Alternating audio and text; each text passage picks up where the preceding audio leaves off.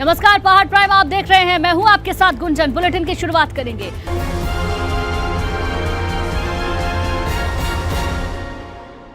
Corruption के खिलाफ धामी सरकार का एक्शन जारी है। करप्शन के एक और बड़े मामलों में जल्द ही कार्रवाई होने जा रही है।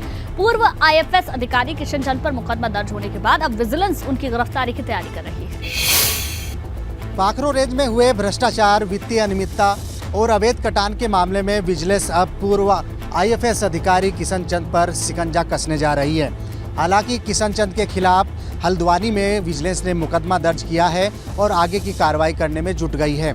जानकारी ऐसी भी मिल रही है कि जल्द ही किशन चंद की मुश्किलें और बढ़ सकती है। साथ ही साथ किशन चंद को गिरफ्तार करने की तैयारी भी विजिलेंस बड़े स्तर पर कर रही है। अपने सहयोगी कैमरा पर्सन मनवर रावत के साथ विनोद कुमार, एबीपी गंगा, देहरादून। और इसी बीच अगली खबर आपको बता दें, उत्तराखंड में युवाओं के लिए अच्छी खबर है। यूकेएसएससी के आगामी ज्यादातर परीक्षाएं वक्त पर ही होंगी। सिर्फ 1 या 2 परीक्षाओं के शेड्यूल में बदलाव हो सकता है। बाकी सभी परीक्षाएं आयोग वक्त पर कराने की तैयारी कर रहा है। दरअसल पेपर लीक मामले और आयोग के चेयरमैन के इस्तीफे के बाद परीक्षाओं पर असमंजस की स्थिति बनी हुई थी, लेकिन अब जो स्थिति है साफ हो गई है। सिर्फ 1 या 2 परीक्षाओं के शेड्यूल में ही बदलाव होगा। रद्द होने का तो कोई भी खबर हमने आयोग ने औपचारिक कभी भी नहीं दी है। और बात यह है कि हम लोग परीक्षा की तैयारी कर रहे हैं। अनुरोध केवल राज्य सरकार को यह भेजा गया है कि परीक्षा नियंत्रक तैनात करें, क्योंकि काफ़ी समय से परीक्षा नियंत्रक नहीं है। तो वो तैनाती होगी तभी जो परीक्षाओं का जो संचालन होता है, उनकी डेट लगना, उनके बाद जो गोपनीय कार्य है, उससे पहले का जो कार्य है प्री एग्ज़ाम, वो लोग तो हम तैयारी कर ही रहे हैं। और मुझे उम्मीद है कि इसमें ज़्यादा समय नहीं लगेगा। और दिसंबर तक हमने वैसे भी प्रपोज़ किया था कैलेंडर, तो अब ज़्यादा से ज़्यादा जनवरी फरवरी तक वो जा सकता है। तो यही इसमें फ़र्क है, बाकी कोई फ़र्क नहीं। भर्तियाँ सर अभी हम कराने वाले थे, और किस किस विभाग की भर्ती? नहीं, लगभग 3,500 हज़ार पदों पर भर्ती होनी है। इसमें पुलिस कांस्टेबल सबसे बड़ा एग्ज़ाम है, फॉरेस्ट गार्ड उसके बाद 894 पदों का, 521 के करीब लेखपाल पटवारी हैं, उसके अलावा गन्ना पर्यवेक्षक हैं, साइकिल का कार का 600 का एक री एग्ज़ाम होना है। तो कुल मिला के 3,500 के करीब ये परीक्षाएं हैं जो हमने करानी है, और हम उसकी तैयारी कर रहे हैं लगातार। जब ये माफिया या आयोग का कोई व्यक्ति या कोई और जो दायित्वधारी है परीक्षा का, वो इसमें जुड़ा रहता है और वो नकल के मामले में आता है या परीक्षा केंद्र आता है, तो उनके लिए अलग इसमें प्रोविज़न है। उसमें 10 करोड़ तक उन्हें जुर्माना हो सकता है, उनके 10 साल तक की सज़ा हो सकती है। अगर उन्होंने इससे कोई संपत्ति बनाई है तो वो संपत्ति कुर्क हो सकती है। तो इस तरह के स्ट्रिंजेंट प्रोविज़न उसमें रखे हैं जो अभी तक, क्योंकि ये नकल के लिए 120 भी और 420 तरह के प्रोविज़न हैं जो बेलेबल हैं। तो अब जो बेलेबल उसको नॉन बेलेबल किया गया है और अशमनीय किया गया, माने वो दंड वो माफ़ नहीं कर पाएंगे। जो दंड उनको मिल जाएगा वो मिल जाएगा, वो दंड का शमन नहीं हो पाएगा। उत्तराखंड में मानसून की बारिश आम आदमी की मुश्किलें कम होने नहीं दे रही है। जगह जगह दरक रहे हैं पहाड़, जिसकी वजह से राहगीरों के साथ साथ आम आदमी की मुश्किल भी बढ़ रही है। इसलिए हम आपसे कह रहे हैं कि पहाड़ पर पानी बम ने कहर मचा दिया है। वहीं कर्णप्रयाग में बरसाती नाले के उफान पर आने से 3 घर जमींदोज हो गए, जबकि 10 मकानों के अंदर मलबा घुसा है। लोगों का कहना है कि ठेकेदार की नाराजगी का खामियाजा उन्हें भुगतना पड़ा है। देखिए,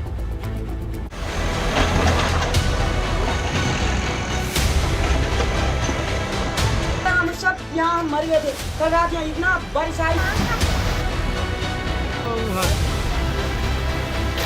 आने की तैयारी कर रहे थे, अचानक पीछे से पानी आने की वजह से हम बाहर निकले, तब तक कि पूरा बाढ़ ऊपर था।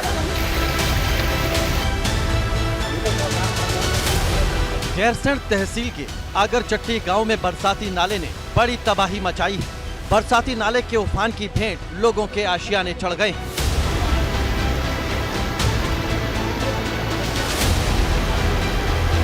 घरों के अंदर मलबा इस कदर घुसा है कि सब सामान तहस नहस हो गया है। 3 घर जमींदोज हो गए, जबकि 10 घरों में बुरी तरह से मलबा घुसा है।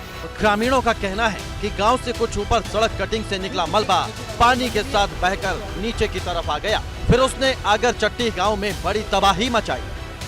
आने की तैयारी कर रहे थे, अचानक पीछे से पानी आने की वजह से हम बाहर निकले, तब तक कि पूरा बाढ़ ऊपर था। इसके कारण हम इधर उधर गिरे।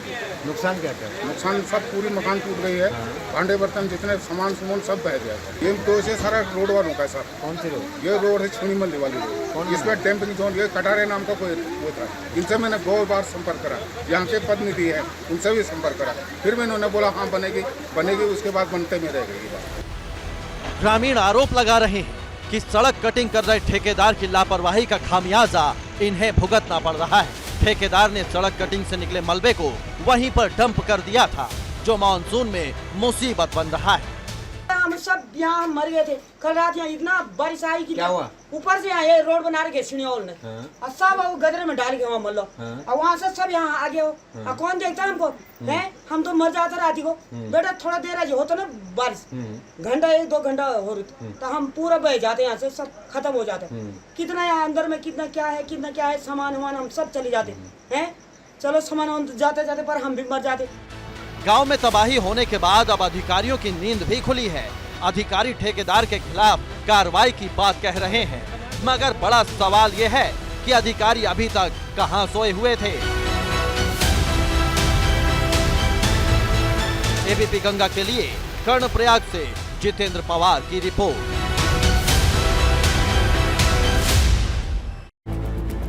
वहीं मसूरी में निर्माणाधीन होटल का पुश्ता गिर गया, जिससे एक मकान क्षतिग्रस्त हो गया। हादसे के दौरान एक बच्ची भी घायल हुई है। देखिए रिपोर्ट।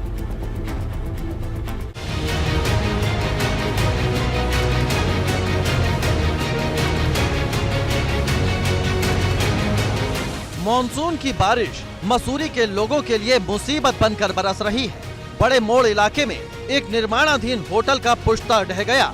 पुश्ता ढहने से आया मलबा एक मकान के ऊपर जा गिरा। इस मकान की हालत देखिए, किचन में हर तरफ मलबा बिखरा हुआ है और छत का बहुत बड़ा हिस्सा नीचे आ गिरा है। घर में मौजूद लोगों ने किसी तरह से भागकर जान बचाई, मगर एक बच्ची घायल हो गई। 3-3:30 बजे का टाइम था। मैं इतनी हड़बड़ा के एकदम से उठी, मेरे सामने गिर रहा था ये। मेरे हस्बैंड बाहर जा रहे थे, मैंने उन्हें रोका, नहीं तो ये उन्हीं के ऊपर गिरना था। ये मैंने बड़ी मुश्किल से उन्हें रोका, तभी जाके जब ये गिर गया, जब बाहर निकल के बच्चों को बाहर निकाला सबको। कितने लोग थे उस समय घर पे? 7 लोग थे हम लोग। तो क्या इलीगल कंस्ट्रक्शन चल रहा है क्या ये? अब पता नहीं इलीगल था ये कैसा था। मैंने मना भी किया था सर काम करने के लिए। मैंने कहा मेरे को मकान को खतरा है, मैं मर जाऊंगी, मेरा जान माल का नुकसान होगा। बोला हम जिम्मेवार होंगे कि ये बोला इन्होंने। पीड़ित परिवार का कहना है कि होटल मालिक को कई बार कहा गया कि निर्माण की गुणवत्ता ठीक नहीं है, जो हादसे को न्योता दे सकती है, मगर उसने इस परिवार की एक नहीं सुनी। अधिकारी हादसे की जांच कराने का भरोसा दे रहे हैं।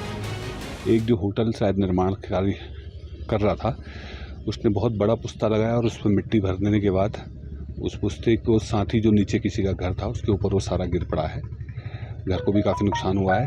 फैमिली को हम शिफ्ट कर रहे हैं दूसरी जगह, और जो राहत राशि है वो आपदा वाली वो तो नियमानुसार दी जा रही है, आज ही तत्काल दे दी जाएगी। लेकिन साथ ही अगर ये होटल जिसने निर्माण कार्य किया है ये अगर इलीगल तरीके से है तो MDDA को भेज के चेक करवा रहा हूँ, और नहीं तो सीज करेंगे इसको तत्काल। SDM नुकसान का जायजा लेने के लिए खुद मौके पर पहुंचे। SDM ने पीड़ित परिवार को सुरक्षित स्थान पर शिफ्ट करने के निर्देश दिए हैं। साथ ही आपदा राहत के तहत राहत राशि दिलाने का भरोसा दिया है। ABP गंगा के लिए मसूरी से सुनील सोनकर की रिपोर्ट। कर्णप्रयाग में नैनीसैंड मार्ग 6 दिन बाद खुल गया। दरअसल पहाड़ी से भूस्खलन की वजह से रोड बंद था। ऐसे में कपीरी पट्टी इलाके के लोगों को आवाजाही में काफी परेशानी हो रही थी, मगर अब मार्ग खुल गया है, जिससे लोगों ने राहत की सांस ली है। अब ये देखिए तस्वीरें हम आपको दिखा रहे हैं। 6 दिन के बाद ये जो रास्ता आपको इन तस्वीरों में नजर आ रहा है वो खुला है। रास्ता बंद होने की वजह से जो गाड़ियां यहाँ से निकल रही हैं, एक तो रास्ता वैसे ही बहुत छोटा, ऐसे में रास्ता बंद होने की वजह से लोगों को और ज्यादा परेशानी उठानी पड़ी है।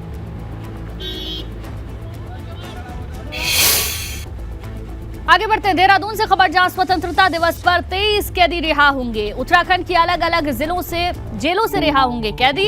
अच्छे आचरण के आधार पर 23 कैदियों को रिहा किया जाएगा। अपर मुख्य सचिव राधा रतूड़ी ने इसके आदेश जारी किए हैं। तो ये बड़ी खबर आपको देहरादून से बता रहे हैं। स्वतंत्रता दिवस के मौके पर 23 कैदियों को रिहा किया जाएगा।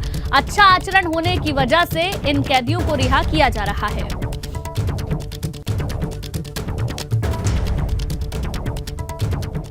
वहीं मुख्यमंत्री पुष्कर सिंह धामी चंपावत के देवीधुरा स्थित माता वाराही धाम पहुंचे। इस दौरान सीएम धामी ने माता वाराही देवी की पूजा अर्चना कर राज्य की खुशहाली की कामना की।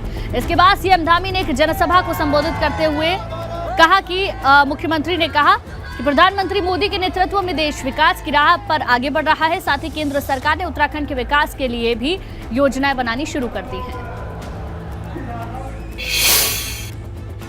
केदारनाथ जी का पुनर्निर्माण का कार्य चल रहा है। बद्रीनाथ का मास्टर प्लान पर काम प्रारंभ हो गया है। वहीं हमारे यमुनोत्री गंगोत्री धामों पर भी काम शुरू हो रहा है। सड़कों का कार्य हो रहा है, रेल कनेक्टिविटी बनाई जा रही है। उसी तरीके से माँ बाराही समेत हमारे कुमाऊं के जितने प्रमुख स्थान हैं उन सभी स्थानों पर सौंदर्यीकरण से लेकर अवस्थापना सुविधाएं से लेकर सड़कों के चौड़ीकरण से लेकर हमने मानसखंड कॉरिडोर जो हमने संकल्पना की है, हमने एक संकल्प लिया है, हम उस पर भी काम करेंगे। चंपावत रवाना होने से पहले सीएम पुष्कर सिंह धामी खटीमा में हर घर तिरंगा कार्यक्रम में शामिल हुए। इस दौरान सीएम ने उत्तराखंड राज्य निर्माण के शहीदों को श्रद्धांजलि दी। तिरंगा यात्रा को लेकर कांग्रेस की बयानबाजी पर सीएम धामी ने कहा कि विपक्ष का काम सिर्फ राजनीति करना है। विपक्ष के पास कोई मुद्दा नहीं है और इन्होंने देश की आज़ादी से लेकर अब तक देश के साथ लगातार समझौतों पर समझौते किए हैं। पहली बार देश के अंदर मोदी जी के नेतृत्व में राष्ट्र भक्ति और राष्ट्र से ओतप्रोत राष्ट्र से प्रेम करने वाली सरकार है जो हर क्षेत्र में काम कर रही है। और पिछले 8 सालों में देश के अंदर जो चहुमुखी विकास हुआ है, हर क्षेत्र का विकास हुआ है। कर्णप्रयाग से बड़ी खबर, जहां प्रभारी स्वास्थ्य सचिव ने महिला बेस अस्पताल का निरीक्षण किया है। सिमली में करोड़ों रुपए की लागत से अस्पताल बना है, 5 साल बाद भी शुरू नहीं हो पाया अस्पताल। कार्यदायी संस्थान से हैंडओवर लेकर अस्पताल शुरू होगा। ये बड़ी खबर आपको बता दें, जहां प्रभारी स्वास्थ्य सचिव ने महिला बेस अस्पताल का निरीक्षण किया। करोड़ों रुपए की लागत से बनकर ये अस्पताल तैयार हुआ है, 5 साल बाद भी अस्पताल लेकिन शुरू नहीं हो पाया है। हैरानी की बात तो ये है, कार्यदायी संस्था से हैंडओवर लेकर अब शुरुआत इसकी की जाएगी। भाजपा प्रदेश अध्यक्ष महेंद्र भट्ट के बयान पर कांग्रेस के पूर्व प्रदेश अध्यक्ष गणेश गोदियाल ने तंज कसा। गणेश गोदियाल ने कहा कि महेंद्र भट्ट का ये बयान दुर्भाग्यपूर्ण है। आपको बता दें, महेंद्र भट्ट ने कहा था कि पहाड़ में उन लोगों की पहचान करनी होगी जिनके घर पर तिरंगा नहीं लगा है। हालांकि बाद में महेंद्र भट्ट इस पर सफाई भी देने लगे थे। भाजपा अध्यक्ष महेंद्र भट्ट जी का बयान बड़ा ही बचकाना है। मैं बचकाना इसलिए कह रहा हूं कि एक राष्ट्रीय पार्टी के प्रदेश के अध्यक्ष के पद पर होते हुए उन्हें कोई भी बात सोच समझ कर बोलनी चाहिए। हम सब देश प्रेमी लोग हैं। यहाँ उत्तराखंड में रहने वाला, इन पहाड़ों में रहने वाले तमाम लोग देश से अगाध प्रेम करते हैं। और अगर आपको वास्तविक पता उन लोगों का चाहिए कि जो जानबूझकर घरों पर तिरंगा नहीं लगाते हैं, तो उनका पता नागपुर में आरएसएस का मुख्यालय है। आप वहां जाइए और वहां आपको उस मनसा के लोग मिलेंगे जो जानबूझकर राष्ट्रध्वज को अपने मकानों पर नहीं लगाते। मैंने कहा जिस घर में तिरंगा नहीं होगा उस पर देश विश्वास नहीं कर सकता है। शक किस रूप का होगा? राष्ट्र का अगर तिरंगा लगाने में किसको परेशानी हो सकती है? इस तिरंगे को हाथ में लेकर लोगों ने फांसी की तख्ती पे लटके हैं। ये तिरंगा आजादी के अमृत महोत्सव में बहुत राष्ट्रवाद का प्रतीक है। जूना अखाड़े के महामंडलेश्वर यति नरसिंहानंद गिरी के तिरंगे पर विवादित बयान पर अखाड़ा परिषद ने आपत्ति जताई है। अखाड़ा परिषद के अध्यक्ष रविंद्र पुरी ने कहा कि तिरंगा देश की आन का प्रतीक है, इसलिए किसी को इस तरह का बयान नहीं देना चाहिए।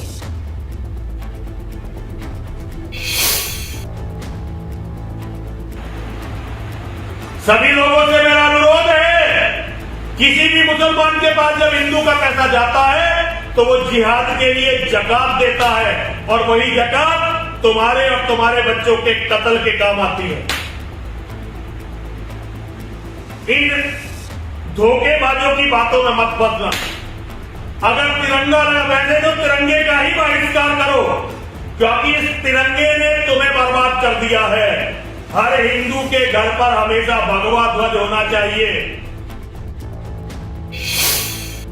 अखाड़े के महामंडलेश्वर है, मैं उनके बारे में कोई टिप्पणी नहीं करना चाहता हूं, परंतु मैं अखाड़ा परिषद की ओर से ही कहता हूं कि भाई जो है तिरंगा हमारा देश का स्वाभिमान है, हमारी शान है, इसी को हमें लेकर के चलना है, इसी को हमें जो है लहराना है। मेरा यही कहना है, इससे ज़्यादा मैं उनके बारे में कुछ नहीं कह सकता। कांग्रेस प्रदेश भर में भारत जोड़ो तिरंगा यात्रा निकाल रही है। इसी कड़ी में अल्मोड़ा में भी कांग्रेस प्रदेश अध्यक्ष करण माहरा की अगुवाई में तिरंगा यात्रा निकाली गई। इस मौके पर करण माहरा ने कहा कि कांग्रेस संगठन जल्द ही नए रूप में दिखाई देगा और पार्टी में युवा चेहरों को अहम जिम्मेदारी सौंपी जाएगी।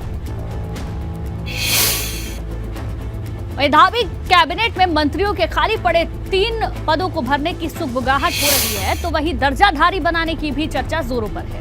इस बीच सैनिक कल्याण मंत्री गणेश जोशी ने कहा कि जिन नेताओं ने मेहनत की है, उन्हें प्राथमिकता मिलनी चाहिए। पार्टी सत्ता में पहुंची है तो सभी कार्यकर्ताओं को उसमें बड़ा योगदान है। पार्टी के प्रति उनके समर्पण व योगदान को देखते हुए संगठन फैसला करता है।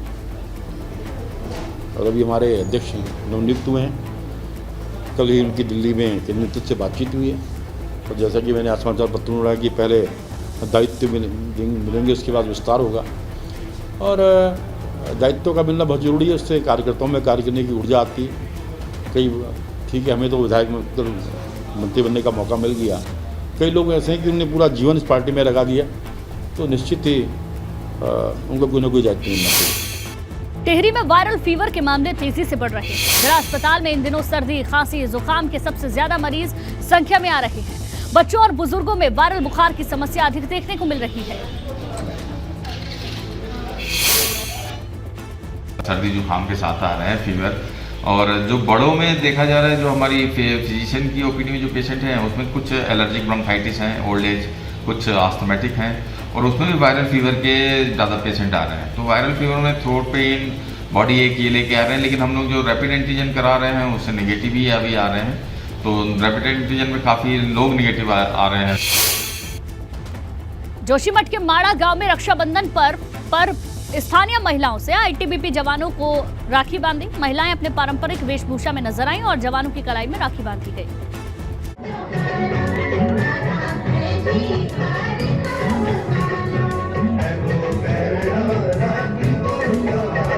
पहाड़ की पारंपरिक वेशभूषा में सजी धजी ये महिलाएं रक्षाबंधन पर्व मना रही हैं।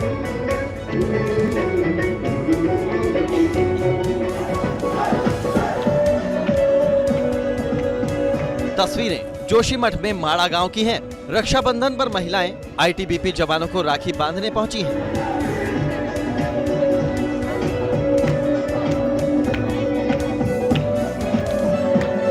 आईटीबीपी के हिमवीरों को अपनी बहनों की कमी ना खले, इसलिए स्थानीय महिलाएं जवानों की कलाई पर राखी बांधने पहुंची हैं। इस मौके पर महिलाओं ने पारंपरिक गीतों पर डांस भी किया।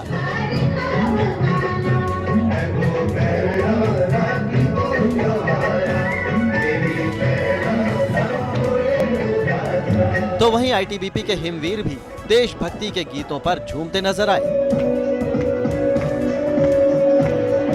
एबीपी गंगा के लिए जोशीमठ से रणजीत रावत की रिपोर्ट।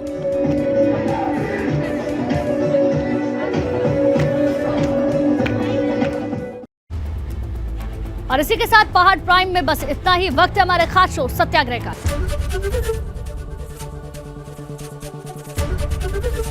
एबीपी गंगा, खबर आपकी, जुबान आपकी।